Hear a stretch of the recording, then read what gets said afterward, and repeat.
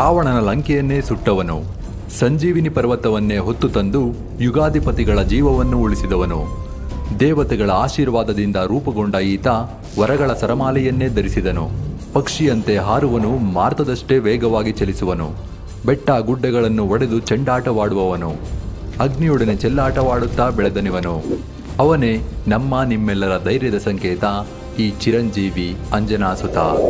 ಸ್ನೇಹಿತರೆ, ಭಾರತದಲ್ಲಿ ಹನುಮನ ವಿಗ್ರಹ ಅಥವಾ ದೇವಾಲಯವಿರದ ಊರೇ ಇಲ್ಲ ಎನ್ನಬಹುದು. ಹನುಮ ಎಂದರೆ ಏನೋ ಒಂದು ಧೈರ್ಯ. ರಾಮಾಯಣದ ಸುಂದರಕಾಂಡದ ಭಾಗವು ಪೂರ್ತಿ ಹನುಮನ ಕುರಿತಾಗಿಯೇ ಇದೆ.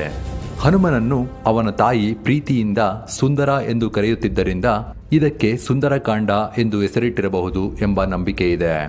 ಆದರೆ ನಿಮಗೆಲ್ಲ ಆಂಜನೇಯನ ಕೆಲವು ವಿಷಯಗಳಷ್ಟೇ ತಿಳಿದಿದೆ. ಹಲವು ವಿಷಯಗಳ ಬಗ್ಗೆ ತಿಳಿಯಬೇಕಿದೆ. ಆತನ ಜನನ ಹೇಗಾಯಿತು? ಆತ ಅಷ್ಟೊಂದು ಬಲಶಾಲಿಯಾಗಲು ಕಾರಣವೇನು? ಆತ ಚಿರಂಜೀವಿಯಾಗಿದ್ದೇಗೆ? ಆತನಿಗೆ ವಿವಾಹವಾಗಿದೆಯಾ? ಆತನ ಹೆಂಡತಿ ಮಕ್ಕಳ ಹೆಸರೇನು? ಮಾತಂಗ ಮುನಿಯು ಈತನಿಗೆ ಶಾಪ ಕೊಟ್ಟಿದ್ದೇಕೆ ಎಂಬ 10 ರಹಸ್ಯಗಳ ಬಗ್ಗೆ ಈ ವಿಡಿಯೋದಲ್ಲಿ ತಿಳಿಯಬೇಕಿದೆ. ಇದು ಕೇವಲ ಕಥೆಯಲ್ಲ, ಯುಗ ಯುಗಾಂತರಗಳಿಂದ ಮರೆಯಲ್ಲಿದ್ದ ಅಜೇಯ ಹನುಮಂತನ ಅನಾವರಣ.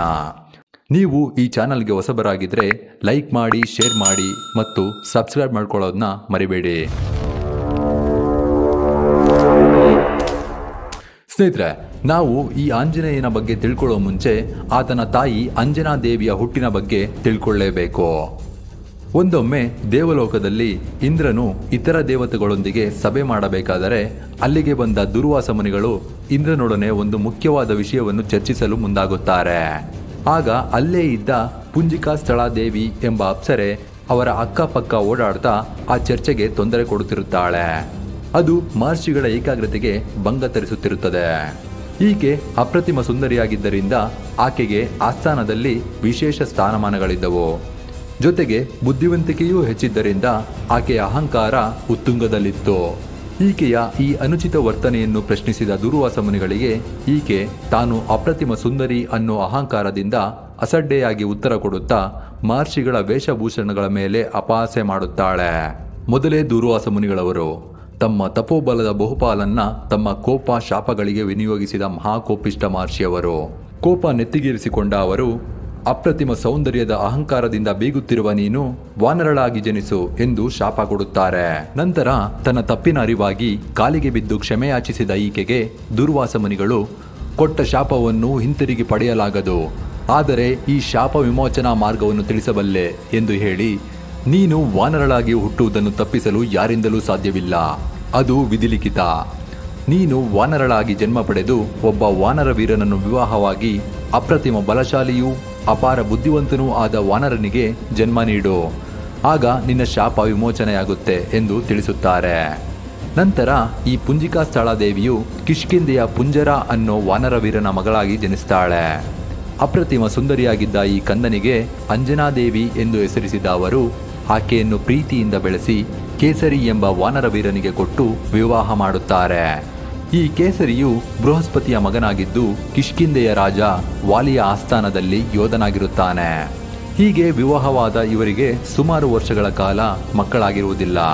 ಇತ್ತ ಮಗುವಿಗೆ ಜನ್ಮ ನೀಡದೆ ಈಕೆಯ ಶಾಪವೂ ವಿಮೋಚನೆಯಾಗುವುದಿಲ್ಲ.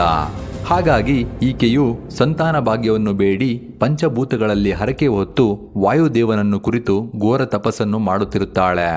ಅದೇ ಸಮಯದಲ್ಲಿ ಅಯೋಧ್ಯೆಯ ದಶರಥ ಮಹಾರಾಜನು ಋಷ್ಯಶೃಂಗರ ಮುಂದಾಳತ್ವದಲ್ಲಿ ಗಂಡು ಸಂತಾನಕ್ಕೋಸ್ಕರ ಪುತ್ರಕಾಮೇಷ್ಟಿ ಯಾಗ ಮಾಡುತ್ತಿರುತ್ತಾನೆ. ಆ ಯಾಗದಿಂದ ದೊರೆತ ದಿವ್ಯೌಷಧವನ್ನು ತನ್ನ 3 ಪತ್ನಿಯರಿಗೆ ಹಂಚಲು ತೆರಳಲಾಗಿ ಸುಮಿತ್ರಾಳ ಸರದಿ ಬಂದಾಗ ಅಲ್ಲಿಗೆ ಬಂದ ಒಂದು ಪಕ್ಷಿಯು ಆ ಪಾತ್ರೆಯನ್ನು ತಳ್ಳಿ ಕೆಳಗೆ ಬೀಳಿಸುತ್ತದೆ. ಇದರಿಂದ ಮನನೊಂದ ಸುಮಿತ್ರಾದೇವಿಗೆ ಕೌಸಲ್ಯ ಮತ್ತು ಕೈಕೇಯರು ಸಮಾಧಾನ ಮಾಡಿ ತಮ್ಮ ಭಾಗದ ಸ್ವಲ್ಪ ದಿವ್ಯೌಷಧವನ್ನು ನೀಡುತ್ತಾರೆ. ಹಾಗಾಗಿ ಆಕೆಗೆ ಲಕ್ಷ್ಮಣ ಮತ್ತು ಶತ್ರುಘ್ನರೆಂಬ 2 ಪುತ್ರರು ಜನಿಸುತ್ತಾರೆ. ಇತ್ತ ಈ ಔಷಧದ ಪಾತ್ರೆಯನ್ನು ಕೆಳಗೆ ಬೀಳಿಸಿದ್ದೂ ಸಹ ಒಬ್ಬ ಶಾಪಗ್ರಸ್ತ ಅಪ್ಸರೆಯೇ. ಆಕೆಯ ಹೆಸರು ಸುವರ್ಚಲಾದೇವಿ. ಈ ಸುವರ್ಚಲ ಒಬ್ಬ ಅಪ್ರತಿಮ ಸುಂದರಿಯಾಗಿದ್ದು ತನ್ನ ಅಹಂಕಾರದ ವರ್ತನೆಯಿಂದ ಬ್ರಹ್ಮದೇವನ ಕೋಪಕ್ಕೆ ತುತ್ತಾಗಿ ಶಾಪಗ್ರಸ್ತಳಾಗಿ ಪಕ್ಷಿಯ ರೂಪದಲ್ಲಿ ಜನಿಸಿರುತ್ತಾಳೆ. ನಂತರ ತನ್ನ ತಪ್ಪಿನ ಅರಿವಾಗಿ ಶಾಪ ವಿಮೋಚನೆಯ ಬಗ್ಗೆ ಕೇಳಿದಾಗ ಬ್ರಹ್ಮದೇವನು ನೀನು ದಶರಥನ ಪುತ್ರಕಾಮೇಷ್ಟಿ ಯಾಗದಲ್ಲಿ ದೊರೆಯುವ ದಿವ್ಯೌಷಧವನ್ನು ಕೆಳಗೆ ಬೀಳಿಸಿ ಅದು ಮತ್ತೊಬ್ಬ ಹೆಂಗಸಿನ ಗರ್ಭವನ್ನು ಸೇರುವಂತೆ ಮಾಡು.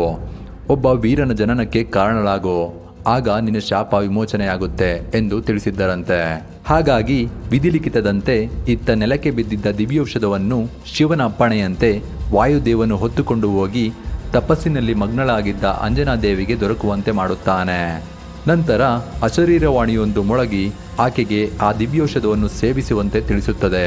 ಹಾಗೆಯೇ ಮಾಡಿದ ಅನುಸೂಯಾಳು ಗರ್ಭವತಿಯಾಗಿ ಒಂದು ಗಂಡು ಮಗುವಿಗೆ ಜನ್ಮ ನೀಡುತ್ತಾಳೆ.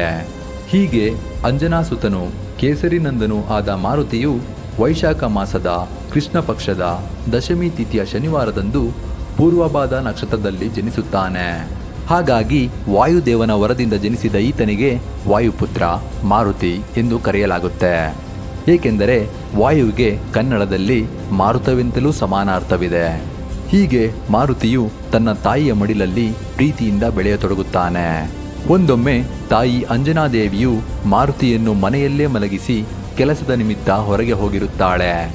ಆಗ ನಿದ್ದೆಯಿಂದ ಎಚ್ಚರಗೊಂಡ ಬಾಲಮಾರುತಿಗೆ ತುಂಬಾ ಹಸಿವಾಗತೊಡಗುತ್ತೆ.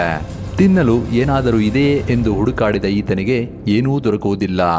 ಹಾಗಾಗಿ ಆಹಾರವನ್ನು ಹುಡುಕುತ್ತಾ ಆಚೆಗೆ ಬಂದ ಈತನಿಗೆ ಸೂರ್ಯದೇವ ಒಂದು ಮಾಗಿದ ಹಣ್ಣಾಗಿ ಕಾಣ್ತಾನೆ. ಮೊದಲೇ ಹಸಿವಿನಲ್ಲಿದ್ದ ಈತ ಹಣ್ಣನ್ನು ಕಂಡ ಆಸೆಯಿಂದ ಹಿಂದೆ ಮುಂದೆ ನೋಡದೆ ಕಾಲನ್ನು ಕೆಳಗೆ ಅಪ್ಪಳಿಸಿ ಆಕಾಶಕ್ಕೆ ಹಾರಿಯೇ ಬಿಡ್ತಾನೆ. ನೋಡುತ್ತಲೇ ಸೂರ್ಯನಿಗೆ ಹತ್ತಿರವಾಗತೊಡಗುತ್ತಾನೆ. ಇದನ್ನು ಕಂಡ ಇಂದ್ರ ಈತನನ್ನು ಒಂದು ವಿಪತ್ತು ಎಂದು ಭಾವಿಸಿ ಆತನನ್ನು ಅಡ್ಡಗಟ್ಟಿ ಪ್ರಶ್ನಿಸಲಾಗಿ ಮೊದಲೇ ಹಸಿವಿನಲ್ಲಿದ್ದ ಈತ ಇಂದ್ರನ ಮಾತನ್ನು ನಿರ್ಲಕ್ಷಿಸಿ ಸೂರ್ಯನ ಕಡೆಗೆ ಸಾಗುತ್ತಾನೆ. ಆಗ ಮುಂದಾಗುವ ಅನಾಹುತವನ್ನು ತಡೆಯುವ ಉದ್ದೇಶದಿಂದ ಇಂದ್ರನು ತನ್ನ ವಜ್ರಾಯುಧವನ್ನು ಬಳಸಿ ಈತನ ದವಡೆಗೆ ಬಾರಿಸುತ್ತಾನೆ. ಮೊದಲೇ ದಜೀಚಿ ಮಹರ್ಷಿಗಳ ಬೆನ್ನುಮೂಳೆಯಿಂದ ಸಿದ್ಧವಾಗಿದ್ದ ಎಂಥ ಬಲಿಷ್ಠರನ್ನೂ ಸಹ ಮಟ್ಟ ಹಾಕುವಂತಹ ಶಕ್ತಿಗಳನ್ನೊಳಗೊಂಡಿದ್ದ ಅಸ್ತ್ರವದು. ಆ ಅಸ್ತ್ರದ ಹೊಡೆತಕ್ಕೆ ಸಿಕ್ಕ ಮಾರುತಿಯು ಒಂದು ಬೆಟ್ಟದ ಮೇಲೆ ಬಂದು ದಪ್ಪನೆ ಬೀಳುತ್ತಾನೆ. ನೋವಿನಿಂದ ಮರುಗತೊಡಗುತ್ತಾನೆ. ಇದನ್ನು ಕಂಡು ನುಗ್ಗಿ ಬಂದ ವಾಯುದೇವನು ಆತನನ್ನು ತನ್ನ ಎರಡೂ ತೋಳುಗಳಲ್ಲಿ ಎತ್ತಿಕೊಂಡು ಹೋಗಿ ಅಲ್ಲೇ ಇದ್ದ ಒಂದು ಗುಹೆಯೊಳಗೆ ಸೇರಿಕೊಳ್ಳುತ್ತಾನೆ. ಬಾಲಮಾರುತಿಗೆ ಏನಾಯಿತೋ ಎಂದು ಆತನನ್ನು ಪರೀಕ್ಷಿಸತೊಡಗುತ್ತಾನೆ. ಈ ಪರಿಸ್ಥಿತಿಯಲ್ಲೇ ವಾಯುದೇವ ಇಡೀ ಜಗತ್ತನ್ನೇ ಮರೆತು ತನ್ನ ಕರ್ತವ್ಯವನ್ನು ಕೈಬಿಟ್ಟು ಗುಹೆಯೊಳಗೆ ಸೇರಿಕೊಂಡಾಕ್ಷಣ ಇಡೀ ಭೂಮಂಡಲವೇ ಗಾಳಿ ಇಲ್ಲದೆ ತತ್ತರಿಸತೊಡಗುತ್ತೆ. ಇದನ್ನು ಕಂಡ ದೇವಾದಿದೇವತೆಗಳು ಹೆದರಿ ಮಾರುತನನ್ನು ಸಂತೈಸತೊಡಗುತ್ತಾರೆ. ವಾಯುದೇವ, ಜೀವಜಂತುಗಳು ಗಾಳಿ ಇಲ್ಲದೆ ಪ್ರಾಣ ಬಿಡುತ್ತಿವೆ, ದಯವಿಟ್ಟು ಹೊರಗೆ ಬಾ, ನಿನ್ನ ಕಂದನ ರಕ್ಷಣೆ ನಮ್ಮೆಲ್ಲರ ಹೊಣೆ ಎಂದು ಕೇಳಿಕೊಳ್ಳುತ್ತಾರೆ. ನಂತರ ತನ್ನ ಕರ್ತವ್ಯದ ಅರಿವಾಗಿ ವಾಯುವು ಹೊರಗೆ ಬರುತ್ತಾನೆ, ಭೂಮಂಡಲವನ್ನು ರಕ್ಷಿಸುತ್ತಾನೆ. ಆಗ ಕೊಟ್ಟ ಮಾತಿನಂತೆ ದೇವತೆಗಳು ಬಾಲಮಾರುತಿಯನ್ನು ಪ್ರಾಣಾಪಾಯದಿಂದ ಕಾಪಾಡಿ ತಮ್ಮ ದಿವ್ಯಶಕ್ತಿಗಳನ್ನು ಆತನಿಗೆ ಧಾರೆ ಎರೆಯತೊಡಗುತ್ತಾರೆ. ಮೊದಲು ಇಂದ್ರದೇವನು ತನ್ನಿಂದಾದ ತಪ್ಪಿಗೆ ಕ್ಷಮೆಯಾಚಿಸಿ, ನನ್ನ ವಜ್ರಾಯುಧದಿಂದಲೇ ನಿನಗೆ ಈ ಪರಿಸ್ಥಿತಿ ಉಂಟಾಯಿತು, ಹಾಗಾಗಿ ಇವತ್ತಿನಿಂದ ನಿನ್ನ ಶರೀರವು ವಜ್ರಾಯುಧದಂತೆ ಪ್ರಬಲವಾಗಲಿ ಎಂದು ವರವನ್ನು ನೀಡುತ್ತಾನೆ. ಜೊತೆಗೆ ಇಚ್ಛಾಮರಣದ ವರವನ್ನು ಸಹ ನೀಡುತ್ತಾನೆ. ಯಮಧರ್ಮರಾಯನು, ನನ್ನ ಯಮಪಾಶವು ನಿನ್ನನ್ನು ಎಂದಿಗೂ ಮೃತ್ಯುವಿನಂಚಿಗೆ ಕೊಂಡೊಯ್ಯಲಾರದು, ನೀನು ಎಂದೆಂದಿಗೂ ಅಮರ ಎಂದು ತಿಳಿಸುತ್ತಾನೆ. ಬ್ರಹ್ಮದೇವನು ಆತನನ್ನು ಆಶೀರ್ವಾದಿಸಿ, ನಿನ್ನ ಶರೀರ ಬೇಕೆಂದಾಗ ಕುಗ್ಗುವಂತೆ ಬೇಕೆಂದಾಗ ಹಿಗ್ಗುವಂತೆ ಮಾರ್ಪಾಡಾಗುವ ಸಾಮರ್ಥ್ಯವನ್ನು ಪಡೆಯಲಿ ಎಂದು ವರವನ್ನು ನೀಡುತ್ತಾನೆ. ಅಗ್ನಿದೇವನು, ಎಂತಹುದೇ ಅಗ್ನಿಯಾದರೂ ನಿನ್ನ ಶರೀರವನ್ನು ಸುಡಲಾರದು ಎಂದು ಆಶೀರ್ವಾದಿಸುತ್ತಾನೆ. ನಂತರ ವಿಶ್ವಕರ್ಮನು, ತನ್ನ ಕೈಗಳಿಂದ ಸೃಷ್ಟಿಸಲಾದ ಯಾವುದೇ ಆಯುಧದಿಂದಲೂ ನಿನಗೆ ಸಾವು ಬಾರದಿರಲಿ ಎಂದು ವರವನ್ನು ನೀಡುತ್ತಾನೆ. ನಂತರ ಕುಬೇರನು ಒಂದು ಗದೆಯನ್ನು ನೀಡಿ, ನೀನು ಈ ಗದೆಯನ್ನು ಹಿಡಿದು ಹೋರಾಡಲಾಗಿ ಯಾವ ಶತ್ರುವೂ ನಿನ್ನನ್ನು ಗೆಲ್ಲಲಾರ ಎಂದು ತಿಳಿಸುತ್ತಾನೆ. ಹೀಗೆ ಹನುಮಂತನು ತನ್ನ ಬಾಲ್ಯಾವಸ್ಥೆಯಲ್ಲಿಯೇ ಹಲವು ವರಗಳನ್ನು ಪಡೆದು ಬಲಿಷ್ಠನಾಗಿ ಬೆಳೆಯುತ್ತಾನೆ. ಆದರೆ ಎಷ್ಟೇ ಬಲಿಷ್ಠನಾದರೂ ಆತನ ತುಂಟತನ, ಚೇಷ್ಟೆಯ ಸ್ವಭಾವ ನಿಲ್ಲುವುದಿಲ್ಲ. ಈತನ ತುಂಟಾಟ ಪರರಿಗೆ ಪ್ರಾಣ ಸಂಕಟವಾಗಿ ಪರಿಣಮಿಸತೊಡಗುತ್ತೆ. ಈತ ದೊಡ್ಡ ದೊಡ್ಡ ಆನೆಗಳನ್ನೆಲ್ಲ ಹಿಡಿದು ಗರಗರನೆ ತಿರುಗಿಸಿ ಆಕಾಶಕ್ಕೆ ಎಸೆದು ತಮಾಷೆ ನೋಡುತ್ತಿರುತ್ತಾನೆ.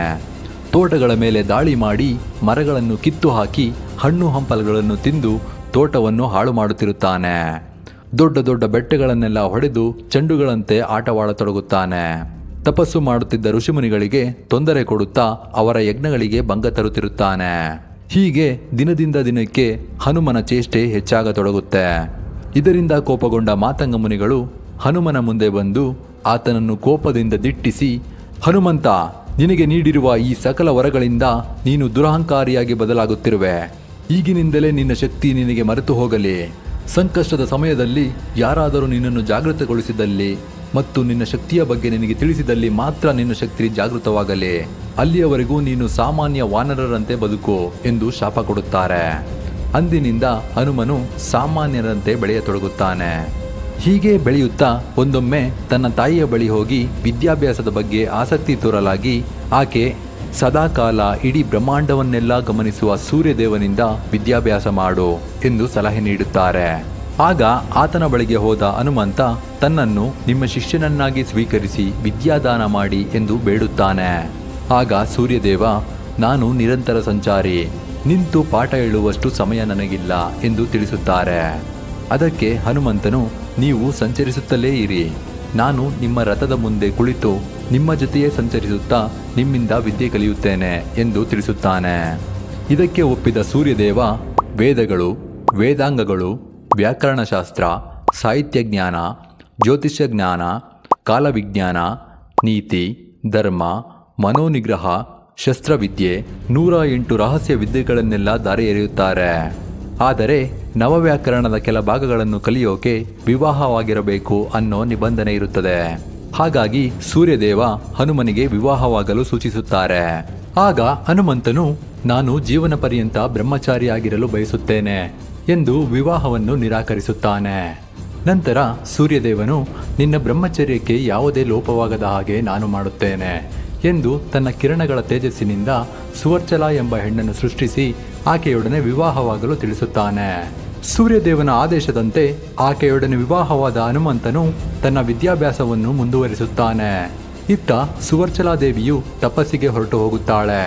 ತನ್ನ ವಿದ್ಯಾಭ್ಯಾಸ ಮುಗಿದ ನಂತರ ಹನುಮಂತ ಸೂರ್ಯದೇವನಿಗೆ ಕೃತಜ್ಞತೆ ಸಲ್ಲಿಸುತ್ತಾ ವಿಭಿನ್ನ ರೀತಿಗಳಲ್ಲಿ ನಮಸ್ಕರಿಸತೊಡಗುತ್ತಾನೆ. ಈಗ ಅದನ್ನೇ ಸೂರ್ಯ ನಮಸ್ಕಾರವೆಂದು ಯೋಗ ವಿದ್ಯೆಯಲ್ಲಿ ಅಭ್ಯಾಸ ಮಾಡಲಾಗುತ್ತಿದೆ. ನಂತರ ಸೂರ್ಯದೇವನು ತನ್ನ ಗುರುದಕ್ಷಿಣೆಯ ಪ್ರತೀಕವಾಗಿ ಆತನಿಗೊಂದು ಕರ್ತವ್ಯ ನೀಡುತ್ತಾರೆ. ನೀನು ಕಿಷ್ಕಿಂಧ ರಾಜ್ಯಕ್ಕೆ ಹೋಗಿ ನನ್ನ ಮಗನಾದ ಸುಗ್ರೀವನ ಆಸ್ಥಾನದಲ್ಲಿ ಸಹಾಯಕ ಮಂತ್ರಿಯಾಗಿ ಕಾರ್ಯನಿರ್ವಹಿಸು ಎಂದು ತಿಳಿಸುತ್ತಾನೆ. ಅಂತೆಯೇ ಹನುಮನು ಕಿಷ್ಕಿಂಧೆಗೆ ಹೋಗಿ ಸುಗ್ರೀವನ ಆಸ್ಥಾನದಲ್ಲಿ ಕಾರ್ಯನಿರ್ವಹಿಸತೊಡಗುತ್ತಾನೆ. ಈ ಕಿಷ್ಕಿಂಧೆ ಮತ್ತು ಹನುಮ ಹುಟ್ಟಿದ ಸ್ಥಳಗಳೆಲ್ಲ ಇರುವುದು ಈಗಿನ ವಿಜಯನಗರ ಜಿಲ್ಲೆಯ ಹಂಪಿಯ ಸುತ್ತಮುತ್ತ. ಇಲ್ಲಿಯ ಆನೆಗೊಂದಿಯ ಅಂಜನಾದ್ರಿ ಬೆಟ್ಟ ಹನುಮನ ಜನ್ಮಸ್ಥಳ ಮತ್ತು ತುಂಗಭದ್ರಾ ನದಿಯ ಹತ್ತಿರವಿರುವ ಋಷ್ಯಮುಖ ಪರ್ವತ ಈತ ಶ್ರೀರಾಮನನ್ನು ಭೇಟಿಯಾಗಿ ತನ್ನನ್ನು ರಾಮನ ದಾಸನನ್ನಾಗಿ ಒಪ್ಪಿಕೊಂಡ ಸ್ಥಳ. ಈ ಹನುಮ ರಾಮನಿಗಿಂತ ವಯಸ್ಸಿನಲ್ಲಿ ಹಿರಿಯ, ಆದರೂ ಸಹ ತನ್ನನ್ನು ತಾನು ರಾಮನ ದಾಸನನ್ನಾಗಿ ಏಕೆ ಒಪ್ಪಿಕೊಂಡ ಎಂದು ಮುಂದೆ ನೋಡೋಣ. ಅದಕ್ಕಿಂತ ಮೊದಲು ಈ ವಾನರರು ಎಂದರೆ ಯಾರು ಎಂಬುದನ್ನು ತಿಳಿಯೋಣ. ವಾಲ್ಮೀಕಿ ಮಹರ್ಷಿಯವರ ಪ್ರಕಾರ ವಾನರರು ಎಂದರೆ ಕಾಡಿನಲ್ಲಿ ವಾಸಿಸುವ ಮನುಷ್ಯರು ಎಂದರ್ಥ. ಇಲ್ಲಿ ಕಾಡಿಗೆ ಸಮಾನವಾಗಿ ವನ ಮತ್ತು ಮನುಷ್ಯರಿಗೆ ಸಮಾನಾರ್ಥಕವಾಗಿ ನರರು ಎಂದು ಸೇರಿಸಿ ಅವರಿಗೆ ವಾನರರು ಎಂದು ಕರೆಯಲಾಯಿತು. ಇವರು ಕಾಡಿನಲ್ಲೇ ಬೆಳೆದಿದ್ದರಿಂದ ಇವರ ದೇಹ ಕಾಡಿನ ಚಟುವಟಿಕೆಗಳಿಗೆ ಹೊಂದಿಕೊಂಡಂತೆ ಮಾರ್ಪಾಡಾಗಿ ಅವರ ದೇಹ ಕಪಿಯ ಪ್ರಭೇದಕ್ಕೆ ಹತ್ತಿರವಾಯಿತು. ಮರಬೇರಲು, ರೆಂಬೆ ಕೊಂಬೆಗಳ ಮೇಲೆ ನೆಗೆಯಲು, ಜಿಗಿಯಲು, ಮರದ ತುದಿಯಲ್ಲಿ ಸಮತೋಲನವನ್ನು ಕಾಪಾಡಿಕೊಳ್ಳುವ ಸಲುವಾಗಿ ಬಾಲವು ಬಲಿಷ್ಠವಾಗತೊಡಗಿತು.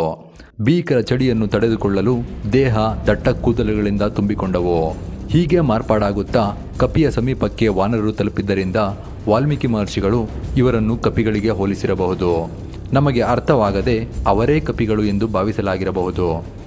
ನಂತರ ಇಂಗ್ಲಿಷ್ ಅನುವಾದಕರು ವಾನರ ಪದಕ್ಕೆ ಸರಿಯಾದ ಪದ ಸಿಗದೆ ಮಂಕಿ ಗಾರ್ಡ್ ಎಂದು ಪದ ನೀಡಿದ್ದರಿಂದ ನಾವು ವಾನರರನ್ನೇ ಮಂಕಿಗಳು ಎಂದು ಅರ್ಥೈಸಿಕೊಂಡಿರಬಹುದು. ನೋಡಿದ್ರಲ್ಲ ಸ್ನೇಹಿತರೆ, ಇದು ಹನುಮನ ಹುಟ್ಟಿನಿಂದ ಹಿಡಿದು ವಿದ್ಯಾಭ್ಯಾಸದವರೆಗಿನ ಮಾಹಿತಿ.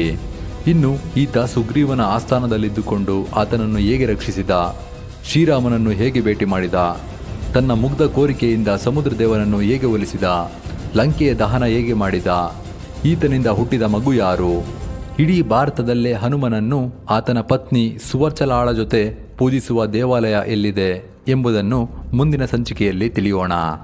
ನಿಮಗೆ ಈ ಸಂಚಿಕೆ ಇಷ್ಟವಾಗಿದ್ದಲ್ಲಿ ಈ ವಿಡಿಯೋಗೊಂದು ಲೈಕ್ ಕೊಟ್ಟು ಶೇರ್ ಮಾಡಿ ಸಬ್ಸ್ಕ್ರೈಬ್ ಮಾಡ್ಕೊಳ್ಳಿ.